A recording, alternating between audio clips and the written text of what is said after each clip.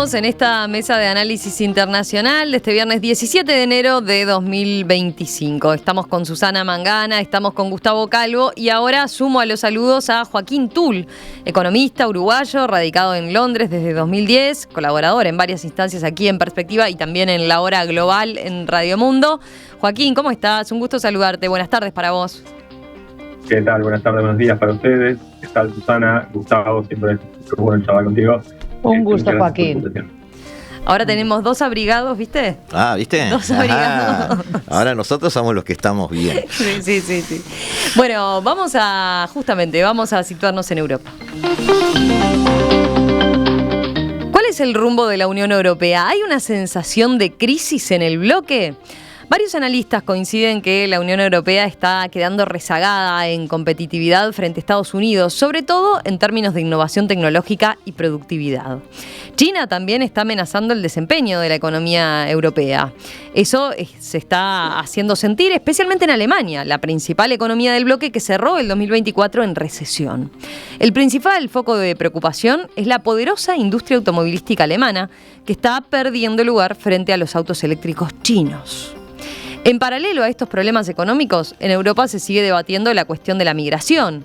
Hasta el día de hoy siguen enfrentadas dos posturas. Una que aboga por acuerdos de control fronterizo y deportaciones y otra a favor de atraer mano de obra que ayude a paliar las consecuencias de una sociedad envejecida.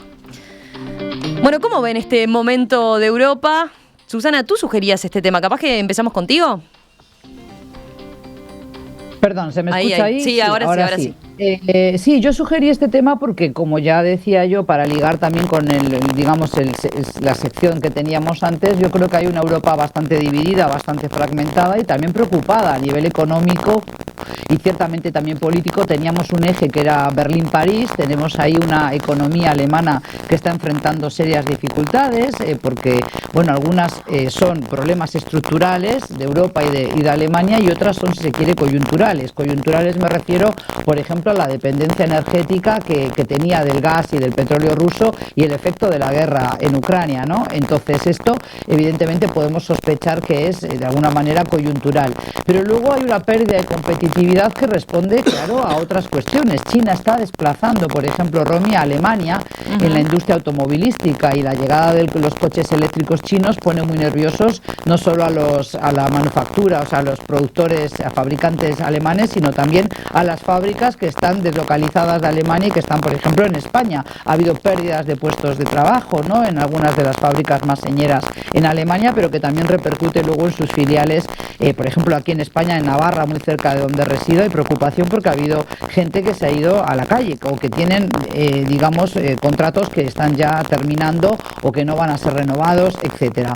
Entonces, realmente yo creo que ese retroceso de la competitividad global, pues esto de las empresas europeas, lo que se dice es que invierten un 60% menos que las estadounidenses, por ejemplo, y por tanto, pues crece muy lentamente esa productividad y también es una realidad que Europa carece de grandes corporaciones competitivas a nivel mundial. Hay alguna excepción, como puede ser Novo Nordisk, pero son pocas esas corporaciones tan competitivas y ya sabemos que ahora con la llegada de Trump y todo el aliento que le está dando a las tecnológicas y como ha dicho que va a apoyar, porque hay que fijarse en los nombramientos de Trump que ya conocemos. Dependiendo del nombramiento, si es un republicano más tradicional como por ejemplo Rubio, pues ya sabemos que ese ministerio, ese departamento no le interesa tanto y sin embargo coloca a sus hombres más importantes, digamos, en aquello que le importa, como puede ser también darle alas al que ya las tiene, que es más que un multimillonario que ya sabemos que se está frotando las manos como Zuckerberg y otros. Todo esto hace que Europa esté mirando con mucho temor cómo va a recomponerse industrialmente y cómo va a relanzar su competitividad, ¿no? Y eso me preocupa porque con una Europa fragilizada, debilitada, pues evidentemente afloran otro tipo de problemas sociales, pero también otros fantasmas que están ahí siempre al acecho, que son el caballito de batalla de esa extrema derecha que ya sabemos que está ganando paso rápidamente en muchos países de la Unión Europea. A ver, bueno, yo creo que sí se puede hablar de crisis, sin que se use eso como algo demasiado dramático o algo sin solución. Porque tenemos que reconocer que las cosas no están yendo bien, pero desde hace tiempo.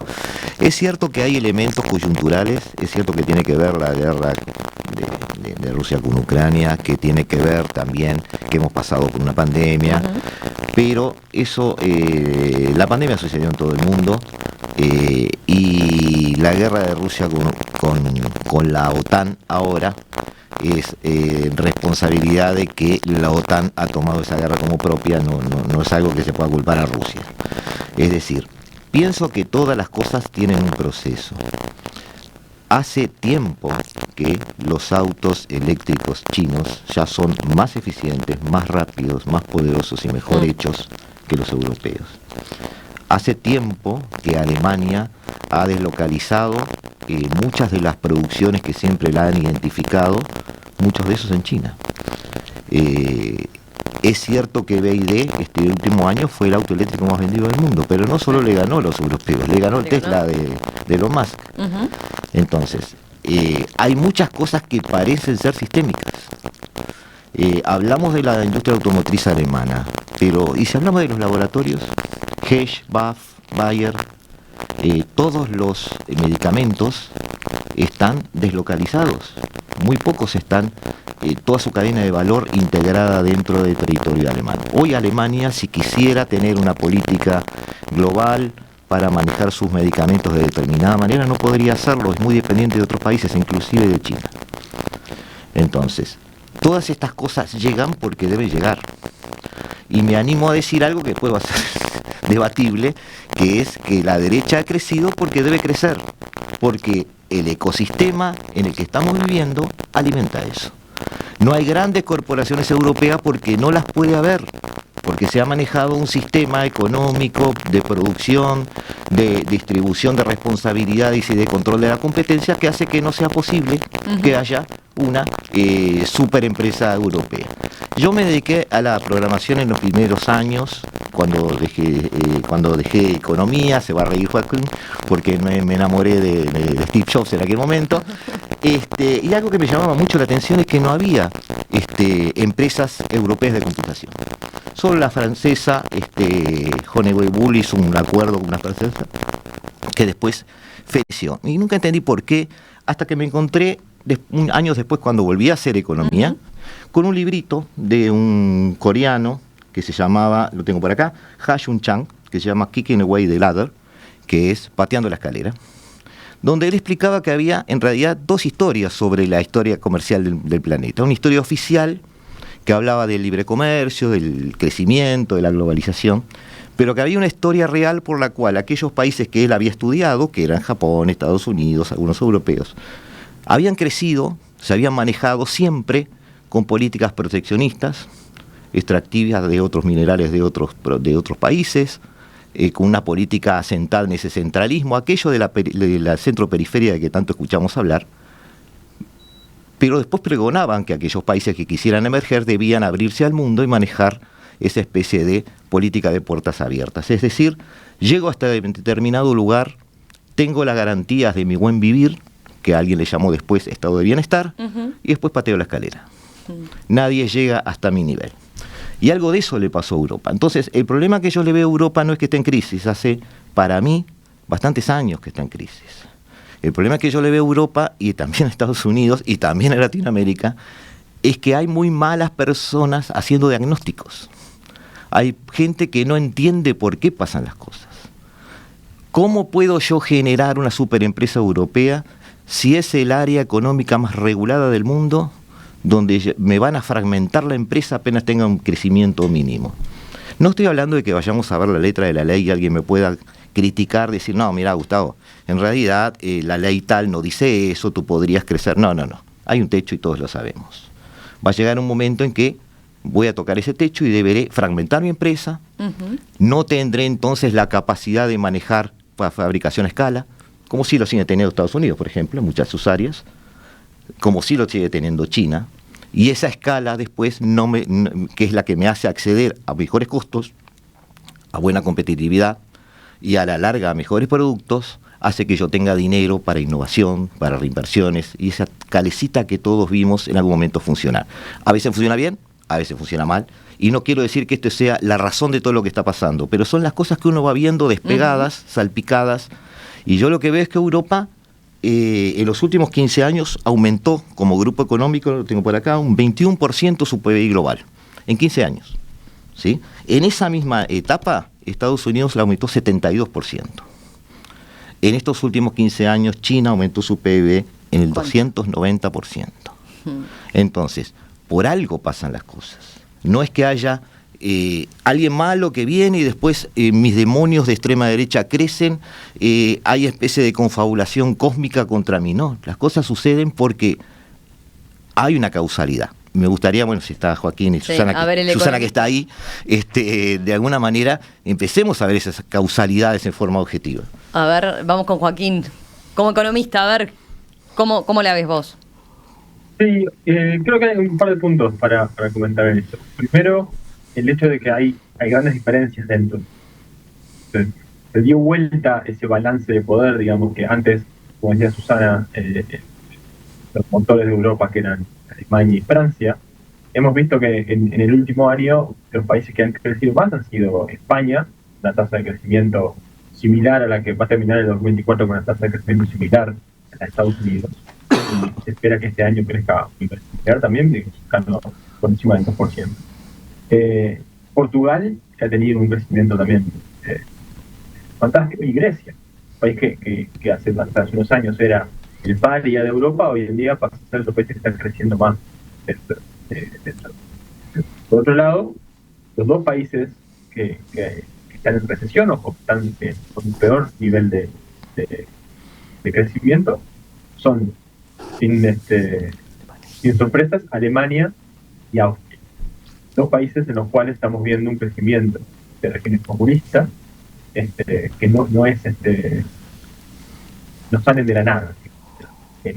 En Austria, el partido de ultraderecha, el partido de la libertad, está a pasos, digamos, de que el líder de Herbert Kickl se convierta en... Joaquín, te propongo, hagamos una cosa, vamos a le doy la palabra a Susana y mientras te llamamos por celular porque no te estamos escuchando bien y es una pena porque nos estamos perdiendo toda la intervención. Susana, vamos contigo. A ver ahí. Voy a abrir ahora el micrófono porque sí, yo también estaba escuchando mal a Joaquín, se me escucha, sí. A ver, yo teniendo en cuenta esto que comentaba de la parte económica, Joaquín, que a mí me interesa mucho, creo que hay un informe Draghi bastante reciente que tendríamos que tener en cuenta, ya se está teniendo en cuenta en Europa, evidentemente, porque bueno, pues hay unas propuestas concretas de este informe. Por ejemplo, él habla de un plan de inversión de 800.000 millones de euros, que es un ambicioso plan para fortalecer la competitividad europea, reducir la dependencia que hay hoy de Estados Unidos, de China, impulsar esa innovación. Pero claro, esto es difícil, porque como decía Gustavo, también hay miedo a acumulación de poder, ciertamente que sí. Se busca una revisión de la política de fusiones, es decir, Alemania, Francia, los dos ejes de ese motor que ha sido la locomotora económica de Europa hasta hace nada, pues impulsan la creación de superempresas para competir con gigantes como Google o como Alibaba, que se conoce mucho en Uruguay también. Sin embargo, pues ese temor está, ¿no?, de concentración excesiva de poder y perjuicios a consumidores, pequeñas empresas. Es decir, Europa se ha dotado de una serie de mecanismos que luego llamamos políticas, que otros entienden que es demasiada burocracia, que ralentizan ciertos procesos que en Estados Unidos son bastante más ágiles y en China, que todavía sigue siendo un régimen bastante colectivista, o sea, un gobierno muy centrado en esta idea de, bueno, todos a una, pues evidentemente esos plazos son más cortos. Entonces, se busca también la integración del mercado único, es decir, seguir reduciendo barreras entre los países miembros de la Unión Europea, son 27, ahora que ya no está Reino Unido, para facilitar la inversión y esa expansión europea. Pero todo esto es como difícil, ¿no?, de llevar a cabo, porque, claro, tenemos una guerra a las puertas de Europa, hay un temor, esto ha hecho una mella importante en la psicosis del ciudadano de Dinamarca, de Finlandia, pero también de Suecia y, cómo no, de Alemania, como dijimos, países que incluso algunos de ellos, de los que he mencionado, han entrado a la OTAN muy recientemente por temor a lo que pueda pasar en el frente bélico con el vecino Rusia. Entonces yo creo que todo esto ha hecho que, bueno, pues Europa no esté cohesionada, no estén todos a una a la hora de tomar decisiones capitales para el futuro, ¿no? Cómo ser más competitivos. Sigue siendo como esa unión de países que buscan ser de los defensores de los derechos humanos, el bienestar social de sus ciudadanos, pero claro, un bienestar que está muy ligado a la competitividad, y si esa empieza a lastrarse y hay una pérdida de competitividad real frente a rivales muy grosos como es China, ¿no? ¿Quién puede competir con esa economía pujante, pero sobre todo con el dinamismo de esa economía? Pues eso es todavía, yo creo, donde nos falta mayor asertividad. Y países a los que les va relativamente bien, yo sé que España ranquea alto hoy día por sus resultados económicos, pero España justamente es un país que necesita seguir invirtiendo en innovación, en ciencia, lo viene haciendo, no digo que no, en energías renovables,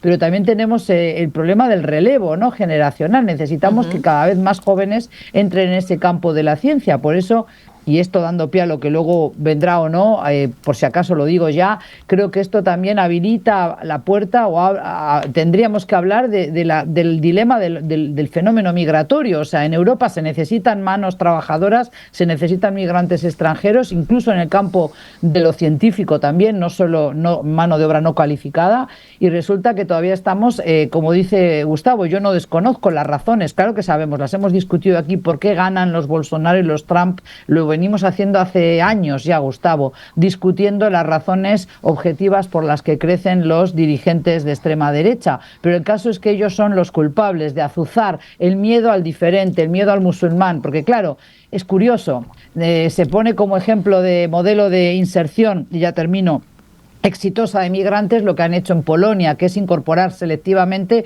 a chechenos, a bielorrusos, a ucranianos, claro, porque culturalmente, idiomáticamente y por historia reciente se parecen mucho más, pero es que a Portugal, a Italia y a España y a Francia lo que nos llega es la cercanía, la proximidad geográfica del subsahara, o sea, del ciudadano de África subsahariana y del Magreb. Entonces, ahí es donde aprovechan personajes como Abascal, ¿no?, que ahora va a la asunción de mando de Trump, fijaros, bueno, pues como Milei en su momento, pues azuzan el miedo al migrante, ¿no? Y otra vez a vueltas con poner trabas a la migración, cuando países como España necesita seguir recibiendo inmigrantes para seguir creciendo en sectores, por ejemplo, como el turismo, donde sin la mano de obra extranjera es imposible atender la hostelería. Ya os lo voy diciendo.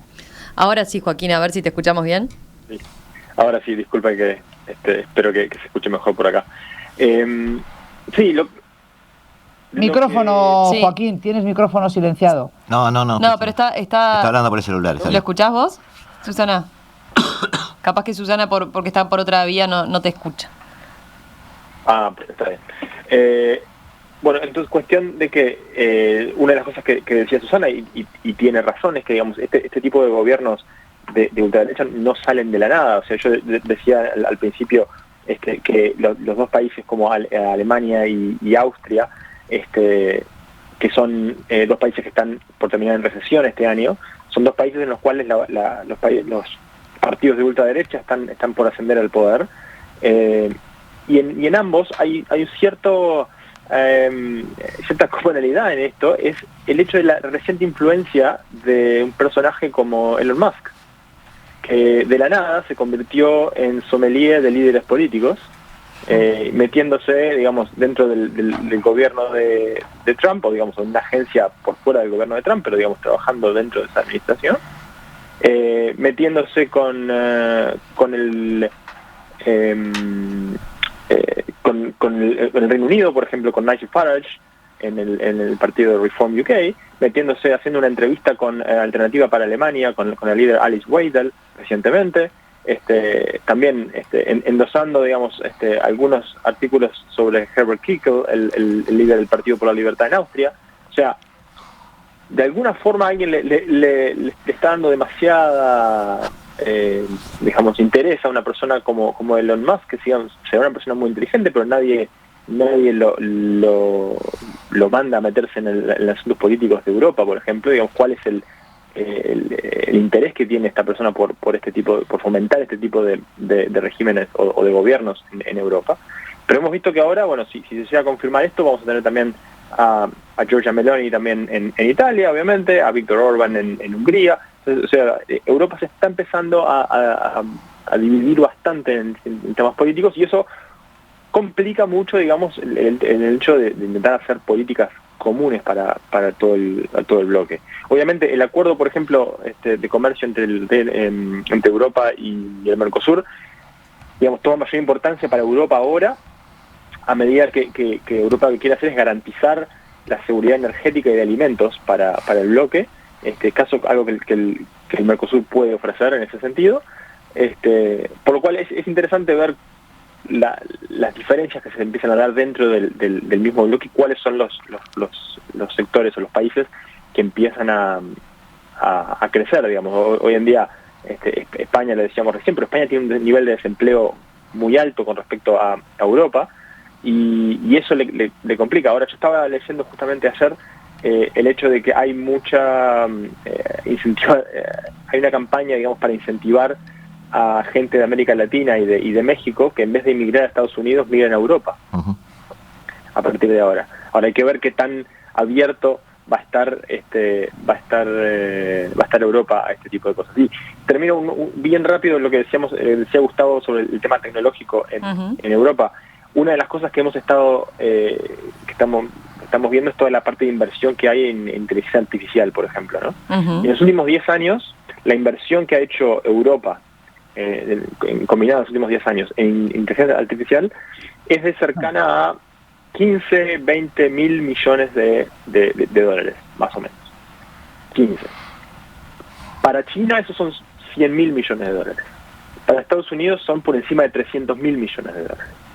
Entonces, Europa está muy por detrás de la carrera tecnológica, digamos, del resto del mundo. El mundo va para otro lado y Europa está rezagada, metiéndose con otro tipo de problemas. Y creo que hoy en día ya es cuestión de adaptar lo que crean otros que empezar a generarlo por parte propia. ¿Te queda algún apunte? Sí, lo que pasa es que ahí se mezcla la economía con otras cosas. O sea, lo que dice Joaquín es cierto. Estamos llegando a buenos diagnósticos y eso está bueno, porque lo primero que hay que hacer cuando hay que cambiar algo es ver qué está fallando, ¿no? Porque si nos pasamos discutiendo sobre cosas que en realidad no son las fundamentales, Europa está invirtiendo poco, está haciendo pocas alianzas en ese sentido. Es obvio que si se quiere, el informe Draghi es muy completo, son muchas hojas. Capaz que después lo abordamos otro día, sí, porque Draghi, tengo preguntas de los Draghi en particular, sobre varias propuestas. Sí, me gustaría hacer, Romina, solo un apunte por lo del Mercosur que ha dicho Joaquín, que ha sido muy debatido aquí. De hecho, me ha tocado defender a los países latinoamericanos y lo he hecho de mucho gusto, ¿no? Porque me ponía la camiseta de uruguaya en ese momento, aunque no lo sea. Pero claro, también había un interés de echarlo abajo, ¿no? Diciendo que esto afectaba la competitividad de los productos agropecuarios de la Unión Europea y que, por tanto, pues iba a haber otra vez manifestaciones, que ha habido algún conato ya lo que pasa es que estamos saliendo de las Navidades, saliendo de un periodo medio festivo donde la gente está distraída en otras cosas, pero Joaquín, habrás visto que en Francia están muy molestos con el acuerdo Mercosur porque se ven amenazados y ya empiezan con el bulo, porque es un bulo, una falsedad de que no, lo que pasa que los productos que van a entrar tienen peores controles fitosanitarios. Digo, de eso nada, o sea, yo tengo amigos productores en Uruguay, en el campo, y claro, yo decía, eso no es verdad, y lactosa y tal, y bueno, metí toda una batería de ideas que los dejé así como un día en radio, así como ahora con la tertulia. Lo que pasa es justamente, Susana, que eso es parte de un formato cultural que adopta Europa. La ¿no? narrativa instalada. Claro, yo pienso de esa manera. No ahora, los acuerdos se defienden solos. Cuando empiecen a funcionar, nos vamos a dar... Obviamente que quizás haya algunos productos donde sí se estén pisando y algunos productos que sean realmente competitivos. También es cierto que muchos de los agricultores europeos hoy están sufriendo no necesariamente por acuerdos, sino por políticas internas o políticas de sustitución de producciones. Y un detalle, que eso es más Gustavo, peligroso que firmar un acuerdo con América Latina. Y sobre la inmigración que decía Joaquín, un dato que os doy, en la universidad donde trabajo y donde estudio y donde estoy, que es la de Deusto, que también es jesuita, privada y tal, pues se está fomentando y de hecho se ve. O sea, cada año vemos más colombianos, más mexicanos y bastantes argentinos también, y yo siempre ando preguntando por las esquinas, ¿y dónde están los uruguayos? ¿Dónde están los uruguayos? Tenéis que traer uruguayos, porque realmente están fomentando que vengan ya en la etapa del máster para que luego se queden a hacer los doctorados aquí o que entren a trabajar en las empresas o que se vayan formando formando en las tecnologías punteras que se necesitan. Y donde resido hay un centro puntero a nivel de Europa, que seguro, Joaquín, lo has escuchado hablar, que es Ikerbasque. Es una fundación que promueve la investigación científica a muy alto nivel, con maquinaria, que solo hay una de esas máquinas, por ejemplo, en España, y está aquí en el País Vasco, muy cerca de donde resido, de hecho, a 15 minutos en coche. Pues ahí traen científicos de todo el mundo. ¿Por qué? Pues porque lo que se busca es a gente que se establezca aquí, que traiga la familia o que forme familia aquí y que produzca conocimiento en el País Vasco, que es un territorio pequeño de 2,5 millones de habitantes, menos que Uruguay todavía, con el desafío que eso supone en un mundo tan competitivo y globalizado. Pero la propia Meloni, con esto termino, ha traído 10.000, ha firmado un acuerdo para traer 10.000 enfermeras de la India. Ella, que tanto critica la inmigración, que fomenta centros de deportación en Albania, luego firma acuerdos porque en la salud de Alemania y en la de Italia, sin enfermeros y médicos extranjeros, peligra la atención médica que reciben esos ciudadanos europeos. Lo que pasa es que ahí terminamos en un concepto que no es simpático. La inmigración tiene que ser selectiva. Voy con Joaquín para cerrar ya, porque estamos recontra pasados de tiempo. No, es verdad, es tal cual como decían. La selectividad de la inmigración es un gran problema.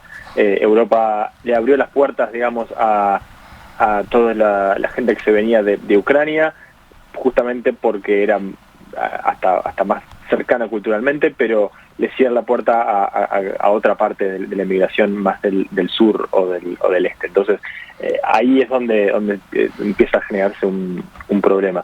Pero no, estoy de acuerdo. Creo que la solución a futuro, y más por el tema demográfico que tiene Europa, es intentar buscar una solución por ese lado. Ahora, ya la parte política es otra historia. O sea, creo que Europa, desde el punto de vista político, se está cerrando cada vez más, y ahí es donde veo que pueden aparecer más problemas.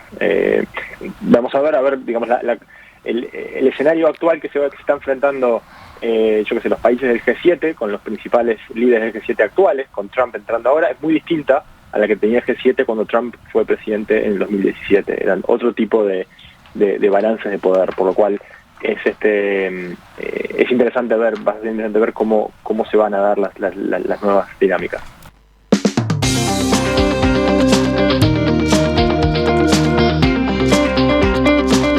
Joaquín Tull, Susana Mangana, Gustavo Calvo, gracias a los tres, un placer como siempre reencontrarnos, y volvemos a conversar en cualquier momento. Este tema da para muchísimo más, solo dimos un breve pantallazo, pero por lo menos agendate ahí en el verano 1 o 2 tertulias. Bueno, sí. Por lo menos vamos desmenuzando, ¿no? Intercambiamos, hablamos. Exacto. Muy bueno. Un abrazo grande. Gracias. Saludos, Joaquín. Chao, Gus. Chao, Hasta Joaquín. luego, Romina. Chao. Que la lleven bien con el frío. Nosotros por acá con Gustavo nos quedamos. Yo pensando en la playa. Pensando en la playa, exacto, y con el aire acondicionado. Gustavo, gracias, como siempre. No, por favor, a las órdenes.